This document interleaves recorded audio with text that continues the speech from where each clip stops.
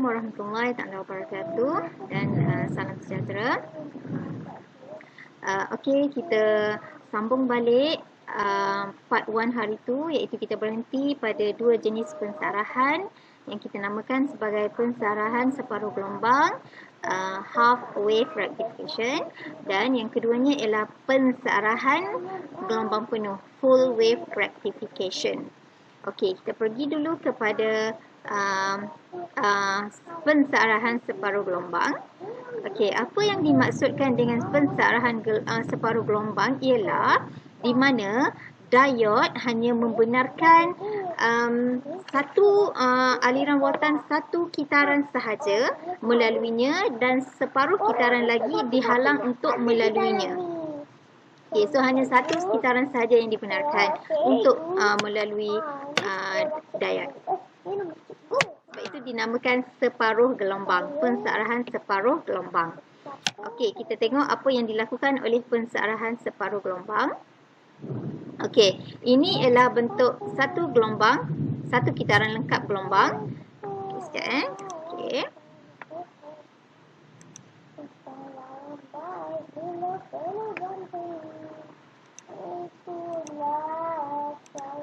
Okey.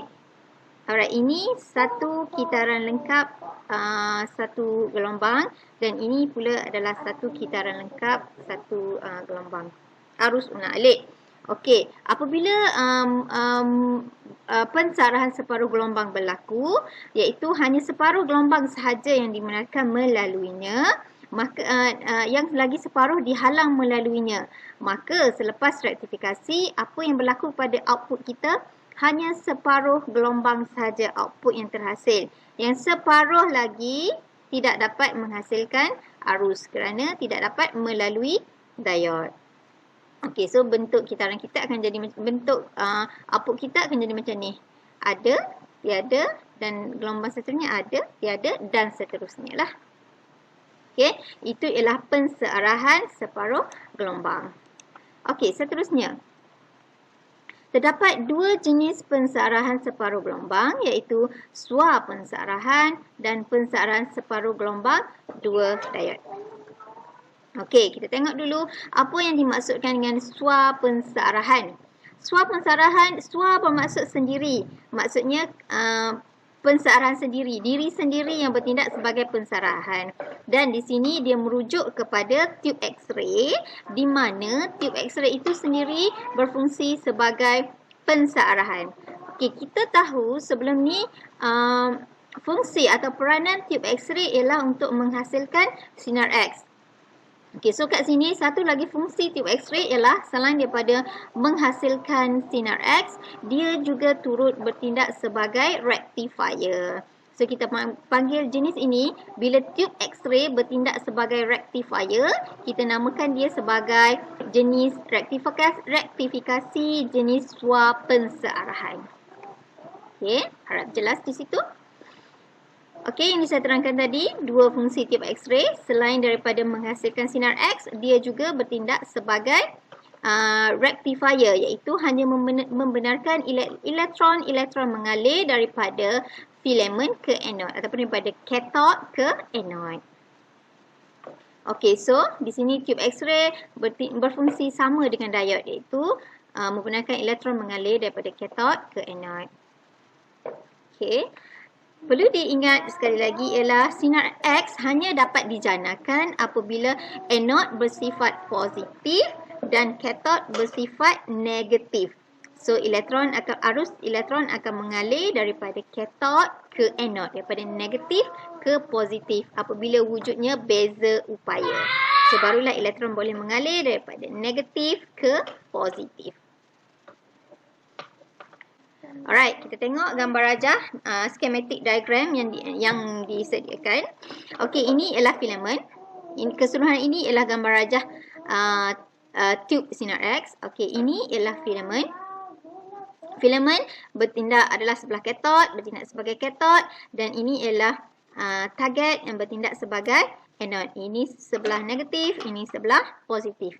So apabila awan elektron yang dihasilkan oleh filament bergerak melalui elektron bergerak melalui negatif ke positif, maka sinar X akan terhasil. Sekali lagi saya ulang.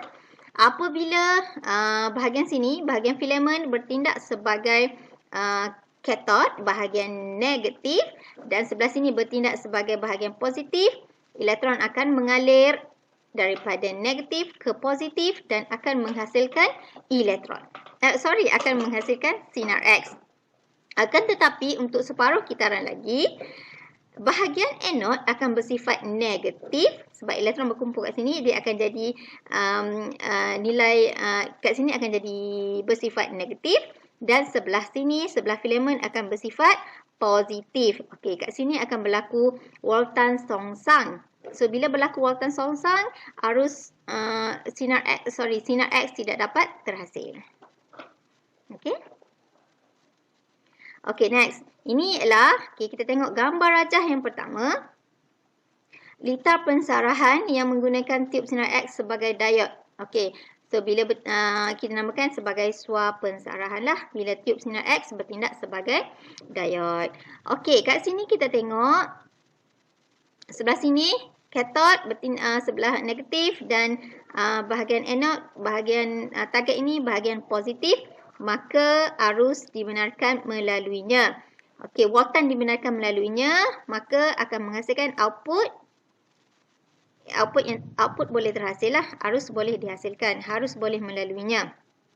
Apabila kathod bertindak sebagai negatif dan anode bertindak sebagai positif, maka arus boleh melaluinya. Seterusnya, untuk Walton songsang pula, okey, seterusnya apabila anode bersifat negatif, kathod pula bersifat positif, Walton songsang akan terhasil. Untuk kitaran yang keduanya, kitar arus alik yang kedua, Walton songsang akan terhasil. Bila Walton songsang yang terhasil, dia tidak membenarkan tiub X-ray sendiri yang tidak akan membenarkan arus melaluinya. Maka bila tiada arus yang melaluinya, maka tiada sinar X ataupun output sinar X yang terhasil. Sebab itu kita tengok bentuk graf kita akan jadi, okey, yang ini mula-mula kitaran yang pertama dibenarkan melaluinya. Untuk kitaran yang kedua, tiub sinar X tidak membenarkan arus melaluinya, maka tiada penghasilan sinar X di kawasan ini. Untuk kitaran yang kedua dan seterusnya. Okey, so apa kelebihan SUA pensarahan? Kelebihan yang jelas dan nyata ialah yang pertama, dia adalah satu binaan litar yang mudah. Sebab dia tak ada diod kat dalam dia, hanya tiub X-ray itu sendiri. Tiada tambahan komponen diod di dalam litar sinar X-nya, dan bila tidak menggunakan diod, maka binaannya tidak begitu mahal. So, ini adalah kelebihan SUA pensarahan. Seterusnya, apakah kelebihan SUA pensarahan? Yang pertama, okey, dia hanya sesuai untuk kerja berkuasa rendah.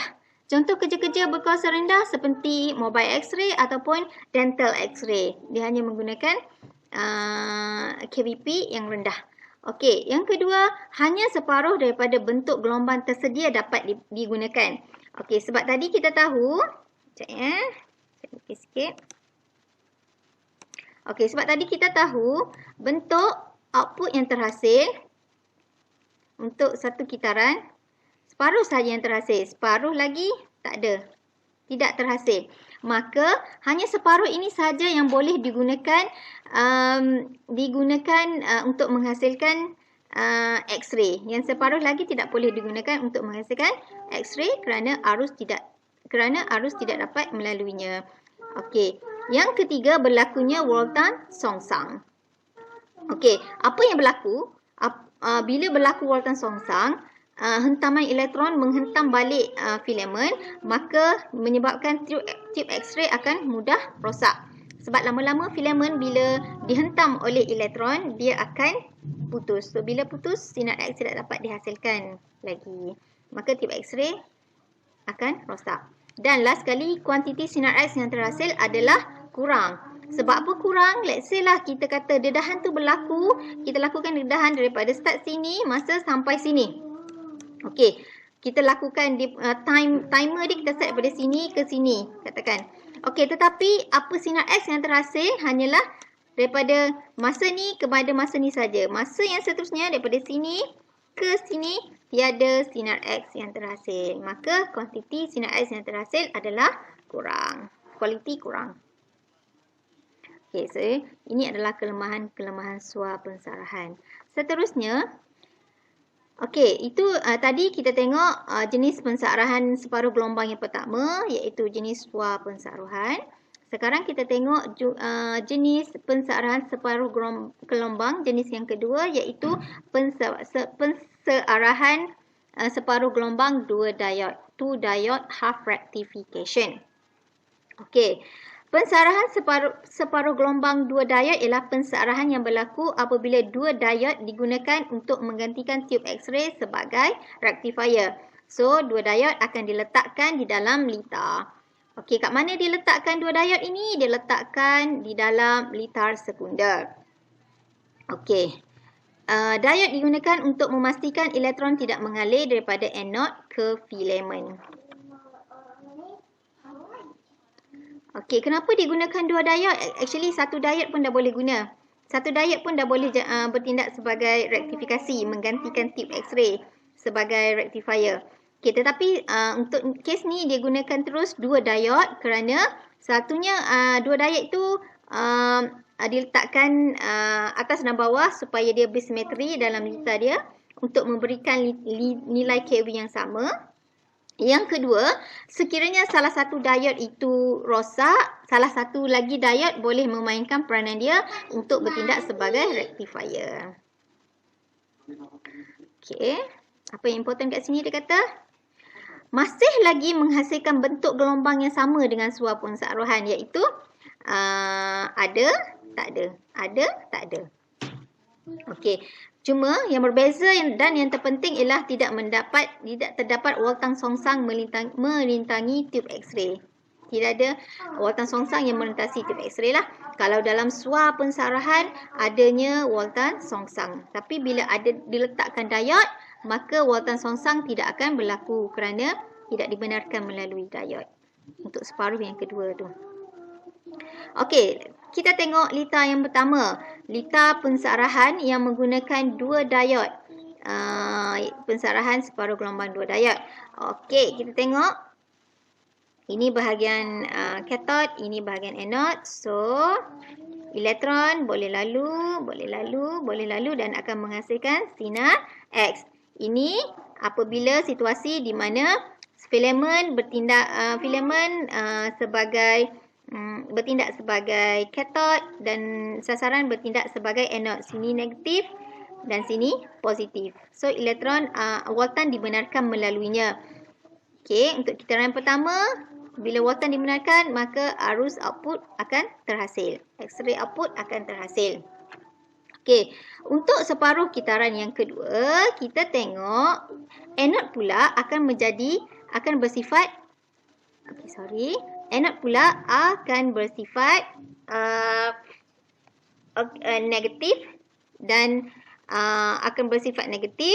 Yang sini, yang filament akan bersifat positif. Okey. Waltan songsang, kalau tadi waltan songsang akan terhasil. Yang ni waltan songsang tidak akan terhasil sebabnya ada diode kat sini. Bila ada diode di sini, elektron tidak akan dibenarkan melaluinya. Tengok susunan diode ni, boleh lalu tak? Tak boleh lalu kan? Maka waltan songsang tidak terhasil. But still sama, dia tidak juga pada separuh kitaran yang kedua, arus tidak boleh melaluinya, maka tiada output sinar X yang terhasil. Okey, harap jelas kat situ.